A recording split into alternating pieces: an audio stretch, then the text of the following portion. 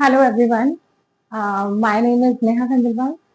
आप सभी को पता है कि मैं 6 to 10 क्लास के बच्चों को एसएस पढ़ाती हूँ and my channel is easy SS with Neha. अगर आपको मेरी पढ़ाई हुई वीडियो समझ में आ रही है और आपको लगता है कि आपके आसपास कोई गवर्नमेंट स्कूल के बच्चे हैं या फिर जो भी बच्चे जो अफोर्ड नहीं कर सकते हैं या फिर वो बच्चे जो अफोर्ड भी कर सकते हैं, सब कुछ कर सकते हैं, बट फिर भी उनको एसएस नहीं समझ में आ रही है, तो प्लीज आप मेरा चैनल शेयर करें उन्हें और एक बार एक चैप्टर आप मुझसे पढ़ करके देखें, आपको बहुत अच्छा लगेगा।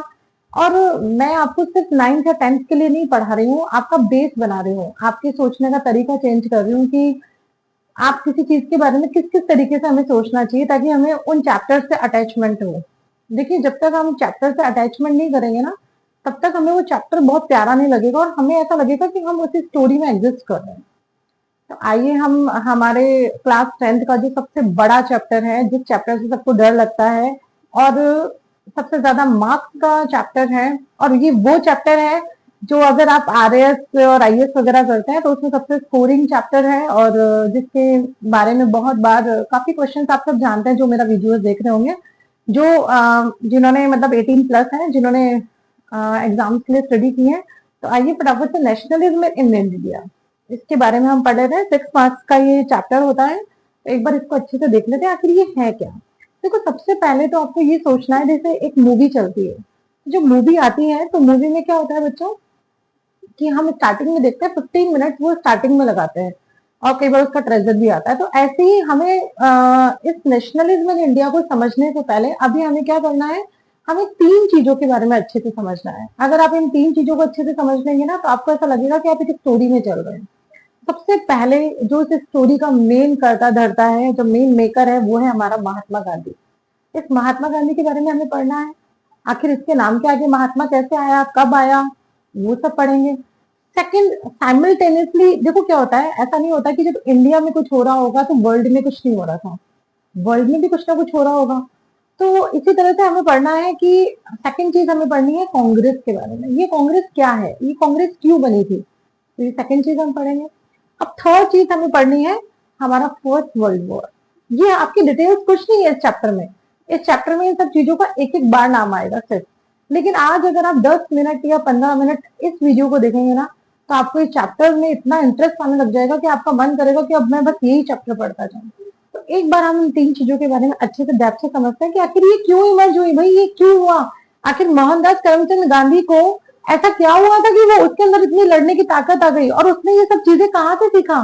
हम पूरे चैप्टर में पढ़ते जाएंगे, non violence non violence non violence, हमारे सच के बारे में हम पढ़ते जाएंगे। तो हमने ये सब, उसने ये सब कहाँ से सीखा, ये भी तो आपको पता होना चाहिए, कुछ तो हम देखें।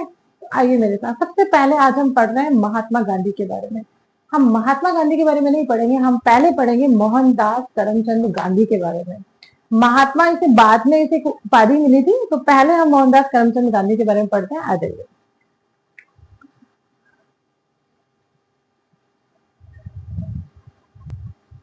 देखिए, 1869 में 1869 में ये सब आपको याद करने की जरूरत है, सिर्फ समझना है। 1869 में गुजरात में,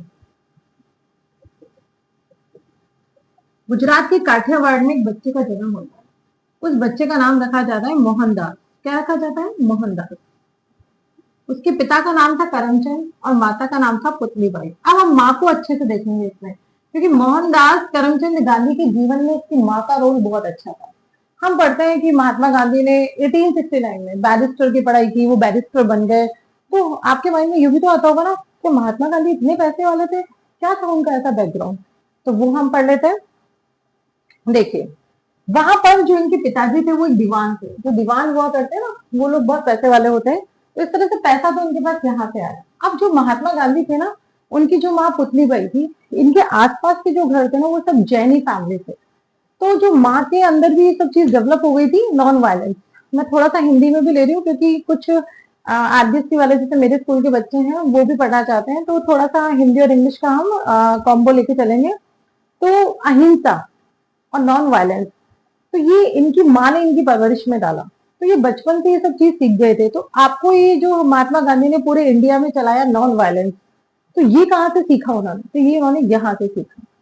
तो इस तरह से बड़े होते हैं, बड़े होने के बाद इनके फादर इनको भेजते हैं लंदन। कहाँ भेजते हैं? लंदन। लंदन में ये बैरिस्टर की पढ़ाई करते हैं और बैरिस्टर की पढ़ाई करने के बाद ये 1891 में इंडिया वापस आ जाते हैं। आ गए 1891 में इंडिया वापस आ गए। अब 1891 में इंडिया वापस आने के बाद 1893 में, अब समझना मेन स्टोरी, 1893 में इनको भेज दिया जाता है साउथ अफ्रीका। कहाँ भेज दिया जाता है? South Africa. साउथ अफ्रीका की वो भी एक कॉलोनी थी, कॉलोनी में समझाऊंगी।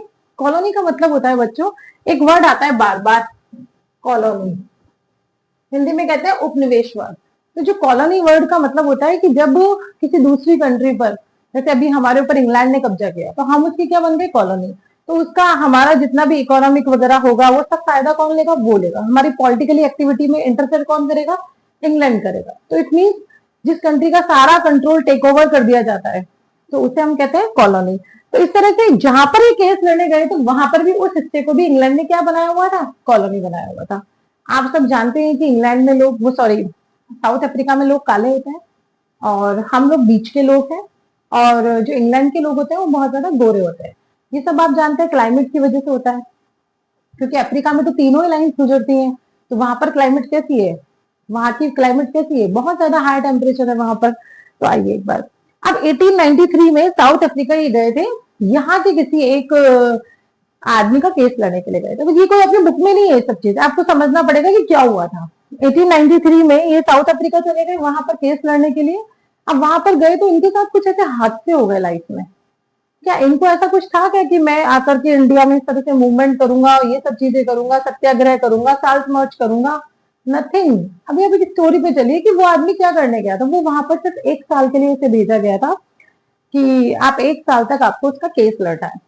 लेकिन वो तो 21 ईयर्स वहां पर रुक गए। तो ऐसा क्या हुआ? एक्चुअली वो एक बार ट्रेन, उनके साथ बहुत सारे हादसे हुए, बहुत सारी ट्रेजेडीज हुई।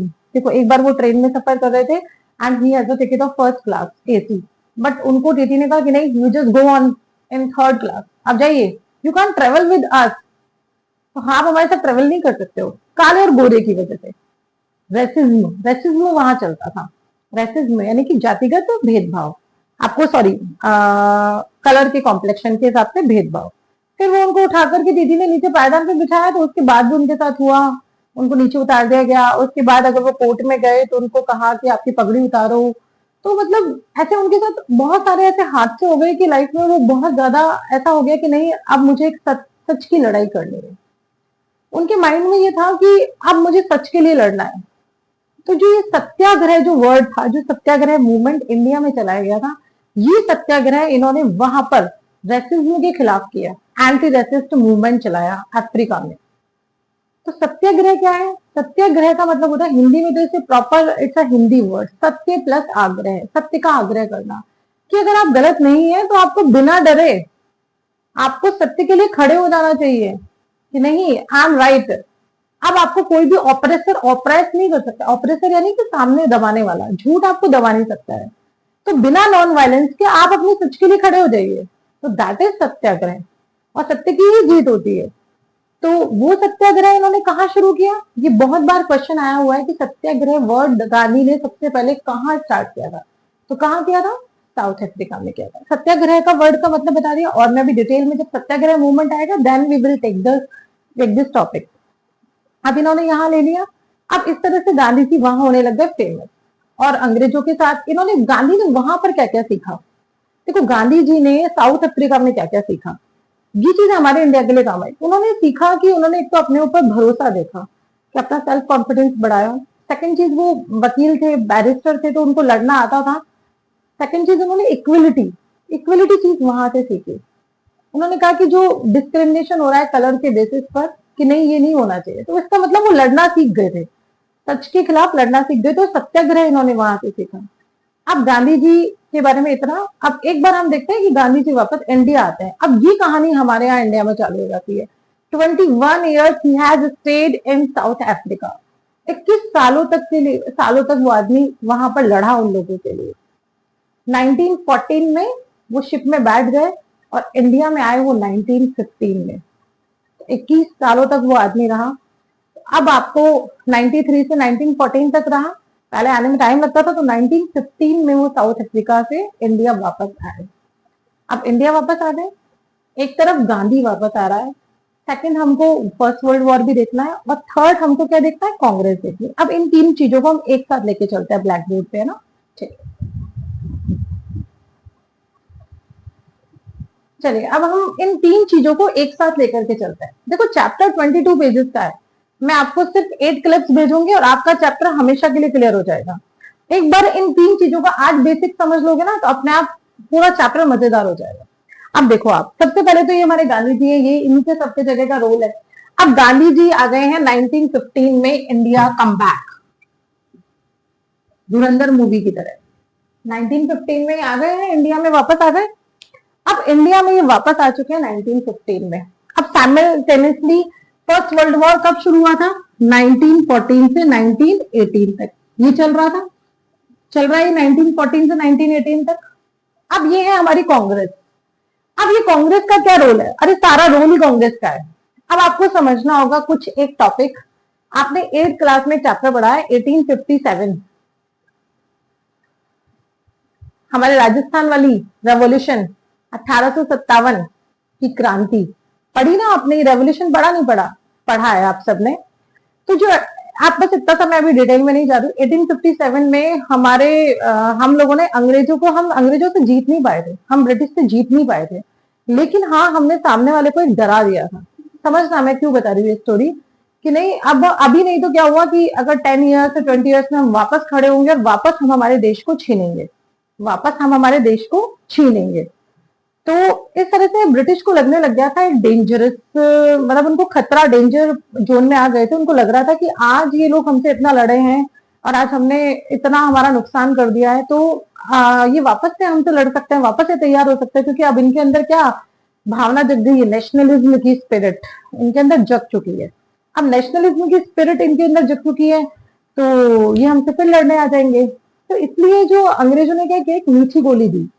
अब वो मीठी गोली क्या दी, 1857 के बाद जो हमारे जितने भी उस टाइम राइजिंग पॉलिटिशियन थे, राइजिंग जो ग्रुप्स के हेड थे, उन सबको उसने क्या किया, बोला कि ऐसा करो कि अब से हम तुम लोगों की भी बातें सुनेंगे, अब से हम तुम्हें भी इक्वल राइट्स देंगे, या जो भी है इस तरह से एक तुम उनको एक सपना दिखाया कमेटी बनाने का। तो वो कमेटी बनाई, उस टाइम थे हमारे गवर्नर एओ हुम ने। उसने कहा कि आप बनाओ ना, ये कांग्रेस बनाओ, एक ऐसा राजनीतिक पॉलिटिकल ऑर्गेनाइजेशन बनाओ। तो दैट इज, इस तरह से कांग्रेस बना। अब कांग्रेस बन चुका था 1885 में, व्योमेश चंद्र बनर्जी, बस इतना आपको ध्यान नहीं रखना, एओ ह्यूम। तो इस तरह से ध्यान रखना कि ये भी चल रही है साथ में। आपको मैंने ये तीनों को एक साथ क्यों लेके बता रही हूँ, कि इधर ये चला है कांग्रेस, ये बीच में गांधी जी रिटर्न बैक हो गए हैं। अब ये फर्स्ट वर्ल्ड वॉर 1914 से 1918 में चल रहा है।